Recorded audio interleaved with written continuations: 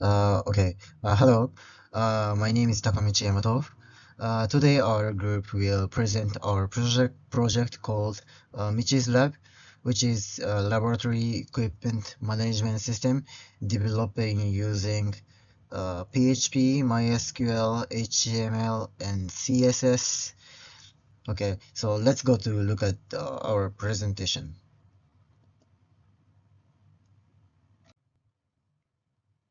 Okay, so in many universities, laboratory equipment is still managed manually using paper forms or some spreadsheets, whatever.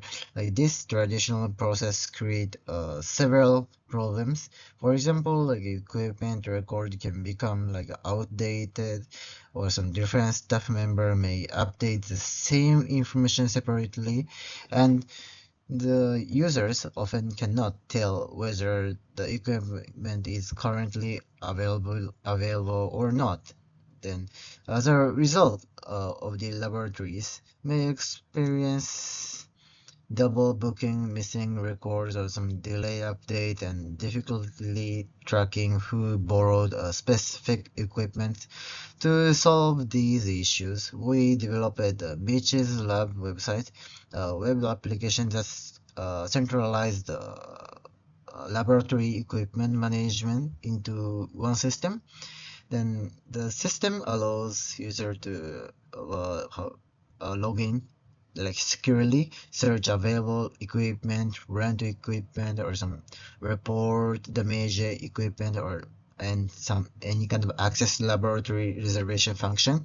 By replacing manual process with a centralized database, the system improves efficiency, accuracy, and overall management of laboratory resources.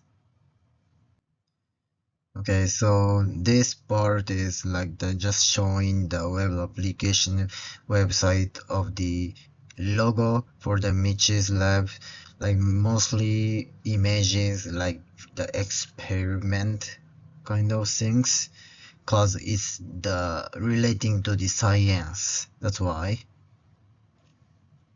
So next I will explain about the purpose of our website.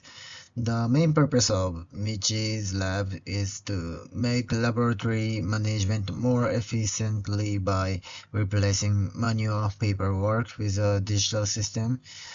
We talk about this in the introduction part.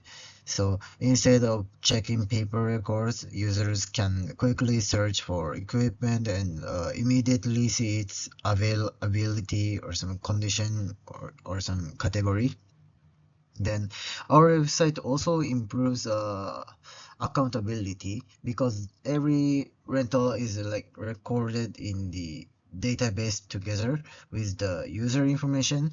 The teacher can report damaged equipment so that broken items are no longer displayed as available. And another important feature is role-based access. Then, because student and teachers have different dashboard and permission, allowing each user to access only the function relevant to their role. And finally, teacher can use the laboratory reservation page to select the laboratory rooms together with the preferred data and time. For the overall, the website provides a faster, safer, and more organized way to manage laboratory equipment compared with traditional method. So now I will explain the users of our web applications. Our system is designed for three types of users. The first user is students.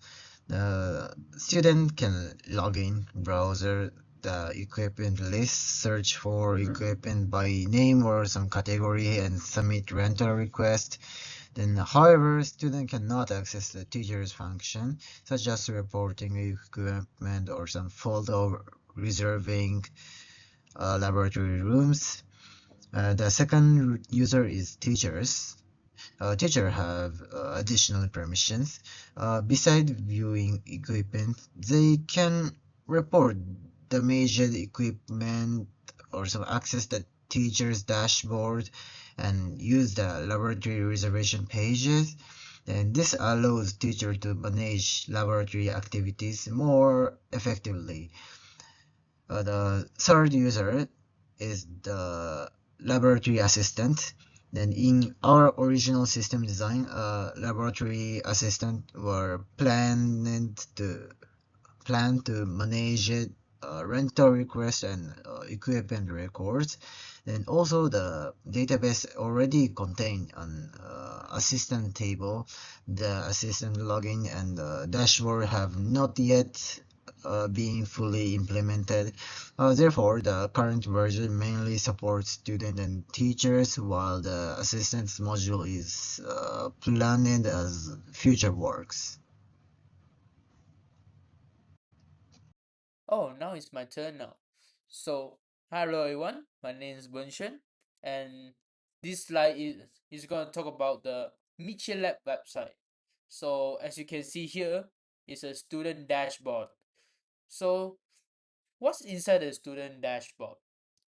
Dashboard, obviously, and equipment list. So, what is inside the home page? So, the home page will display welcome student name, the search bar, what's the website about, and to browse equipment.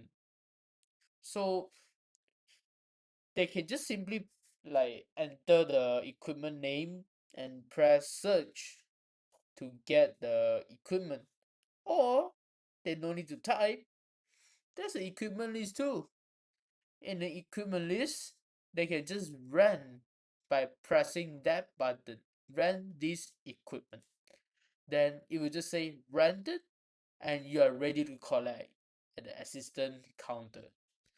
So for this one, this is a teacher dashboard. It's very different from a student dashboard, which is they can mark attendance, report equipment broken, and lab room reservation. So at the first page and the third picture, it shows that it marks attendance.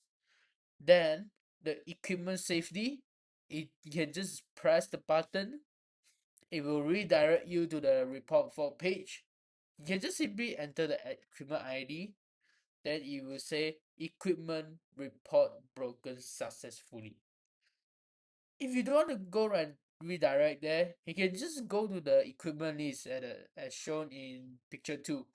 So you can just press the report as broken button. You just say broken under maintenance. For the first photo, which is a lab room reservation, you can just select what room you want. For example, lab room 1 for physics, room 2 for chemistry, and room 3 for biology. And you need to select the time and the date. You can just press the reserve room button and check in within 2 hours. You can freely use that room. So the third page is about the assistant dashboard. This is where all assistants do their job to approve all the rental requests from the students. They can just simply press the button at the approval options, which is approve and reject. They can just press approve, means approve by the assistant, you can just collect at the counter. To reject means they are not suitable to use this equipment. They must select another equipment. Hello, I'm Jiajun, and my part that I'm gonna talk about is the database design. So the first that we're gonna see is the entity relationship diagram. As you can see on the entity, ERD for short, we have identified several core entities like student, teacher, and assistant, equipment, and lab room, which are the primary object our system need to track. You can see how these entities relate to one another through a central loan request hub, which connects student and teacher to specific piece of equipment. There is also a dedicated section for lab room booking, linking teacher to available lab space. Essentially, this layout acts as an architectural blueprint for how the data will be stored, organized, and retrieved within the application underlying database. Moving on from our ERD, let's talk about relational schema for our lab management database. This diagram defines the actual data structure. You can see the primary key marked with the PK, which uniquely identify each record such as student ID or request ID. It maps out the foreign key marked with the FK, which are the glue that connect this table. For example, the loan request table as a central hub, pulling in ID from the student, teachers, equipment, and other. Table to maintain data integrity. This schema ensures that every loan booking and user interaction is correctly tracked across our entire system.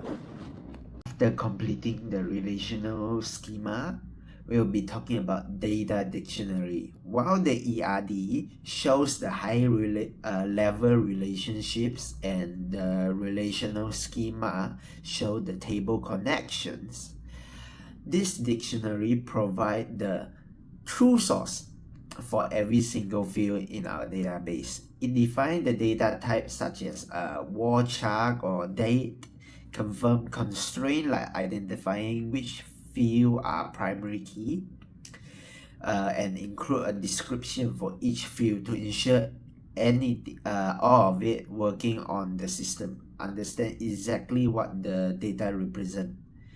For instance, clarifying that status field might track whether equipment is available, rented, or broken. This level of documentation is essential for maintaining accuracy and consistency across the entire lab management system. Now, for my final part of my slide, here is the concrete implementation of our design, the populated table within PHP MindAdmin. This shows the database in action. You can see the actual data entries for our student, teacher, assistant, equipment, and loan request. By comparing this populated table against our data dictionary and relational schema, you can see that the system is fully functional and consistent with the architectural plan we established at the start. This completes the journey from conceptual modeling to a working data-driven application. Thank you. And to the next person who's gonna show the slide. Okay, so final is my part, and Mitch's lab demonstrate how database-driven web application can simplify laboratory equipment management by combining PHP and MySQL or some HTML and CSS. We created a system that supports users' authentication, equipment searching, equipment rental, or some fault reporting, and the laboratory reservation. Then compare with manual recording keeping. Our system makes information easier to access, reduce paperwork, and improves the accuracy of equipment management. Also, there are still some features that can be improved, such as the laboratory assistance module, or some password hashing, or some reservation, database integration, and notification function, whatever. The current system already provide a solid foundation for digital laboratory management. Okay, that's all of our group presentation. Thank you very much for listening.